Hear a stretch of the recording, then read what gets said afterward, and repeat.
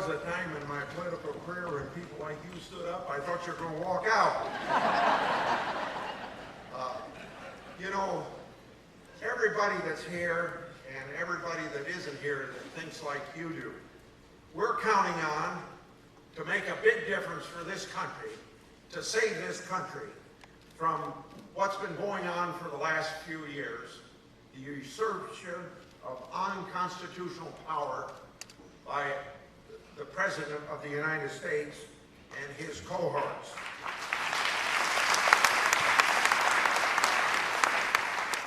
And I wish I was an authority on a community leader by the name of Saul Alinsky of the 40s, 50s, and 60s. But remember, he was a Chicago community leader. And his idea was to socialize America. And we're up against a Chicago political machine right now. And you can see that that political machine is out to destroy individuals. We can't let that happen, or it destroys America as well. It's the sort of thing where they don't want to talk about the economy in this country, but talk about everything else. Because if you talk about the economy of the last 3 years is a failure, and it's their economy, and they don't want to talk about it. So, I've come here today at the invitation of the leadership here of this group to urge you what you're going to do anyway, but you haven't heard it from me yet. Work together to save America and not have the politics of destruction running America.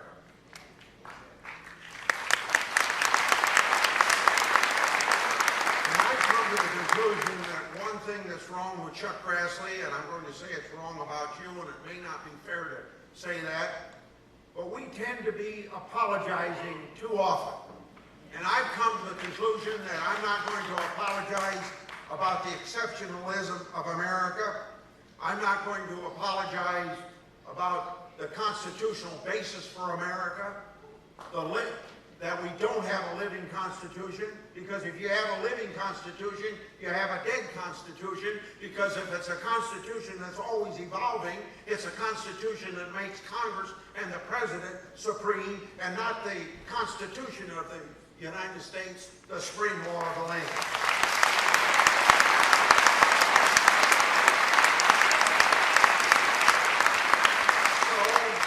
So some basics that we must emphasize. Life begins at conception without apology.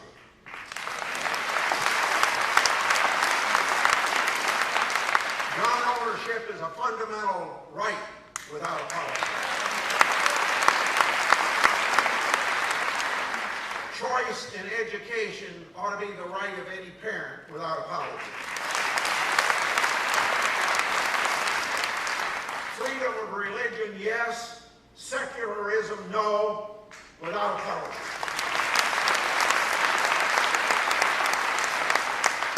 And any minister ought to say from the pulpit, be able to say from the pulpit in a constitutional way and not violating IRS rules, to say anything and do anything that Jesse Jackson can do from the podium without apology.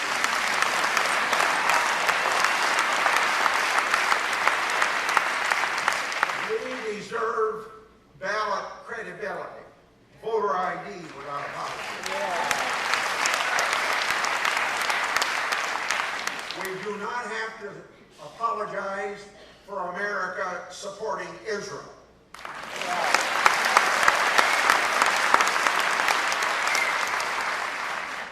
Well, there was a king of King of France by the name of Louis XIV, served from about 1640 to 1750.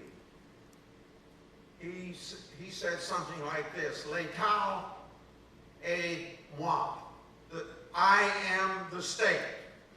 We've got a feeling in this country that I am the Constitution and I can do anything I want to do, and we got to put a stop to that. Otherwise, there is no end to what law means nothing at that particular point, and the rule of law is a basis of our society, and I heard our next vice president say that this morning, that America is not a geographical area. America is not just the people that live here. America is an idea.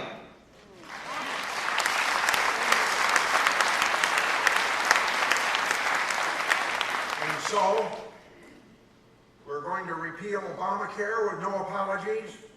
We're going to have a president that keeps his promises without apologies.